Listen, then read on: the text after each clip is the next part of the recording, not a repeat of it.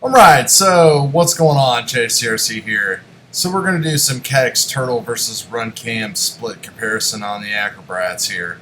And this was the maiden flight with the Turtle last night. As you can see, I had the bumper guard and the blacked out corners and all that kind of stuff, so definitely a misaligned sensor. But I was able to search on the Facebook group, get some of that new firmware action, download that, and get everything.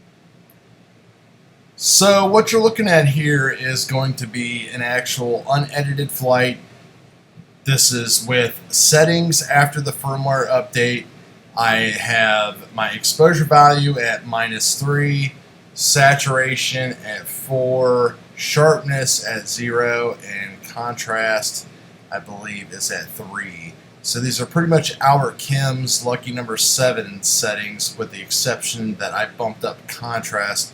I bumped up saturation 1, and it produces a really, really good image, really like what I actually was seeing with my eyes. The FPV feed, okay. We want to start drawing comparisons here early in the video and cut to the point. I think the FPV feed in the Runcam split looks a little bit better than the Caddx Turtle, but I think this image looks really great, especially after doing the firmware update on this and then the version 2 firmware up the Runcam split, which took away the exposure value settings that you were able to change and added in the color and brightness adjustments, which really doesn't do any good. So I'll touch this flight up here later in the video. So let's take a look at the split.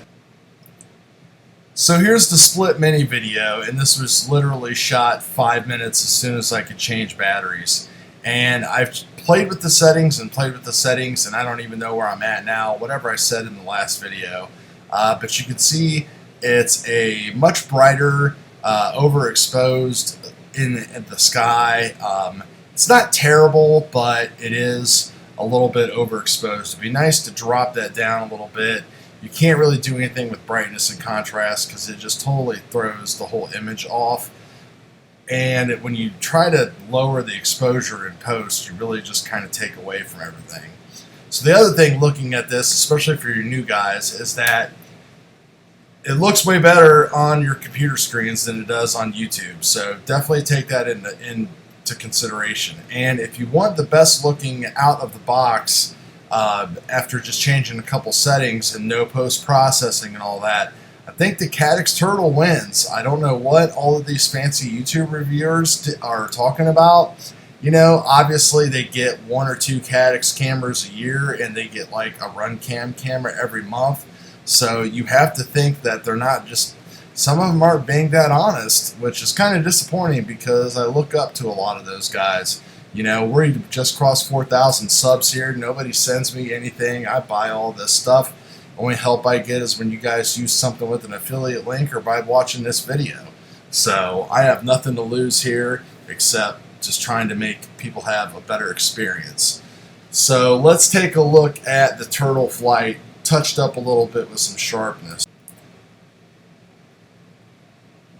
So besides re-uploading and rendering this at 4K and then, you know, watching it back at 1080, the only thing I've done to this image is just add some sharpness in Adobe Premiere.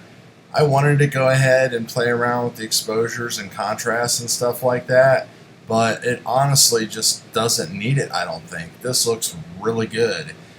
You could change the color temperature around or something if you wanted to, but man, I just think it looks good and it doesn't need touched at all.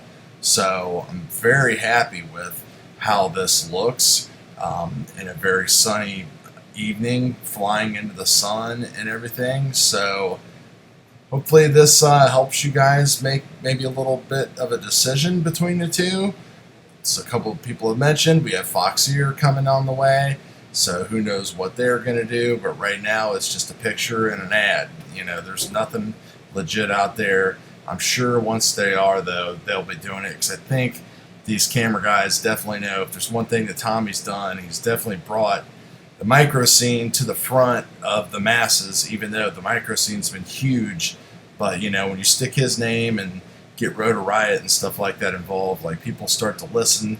I can't tell you how many people I've seen that this is going to be their first quad build, the Acrobrat. So anyway, that's it, guys. Happy Labor Day. Thanks for the 4,000 subs. We'll give away hopefully something at 5,000. I don't have anything right now unless you want some banked up stuff or some props. So anyway, thanks again. Talk to you later.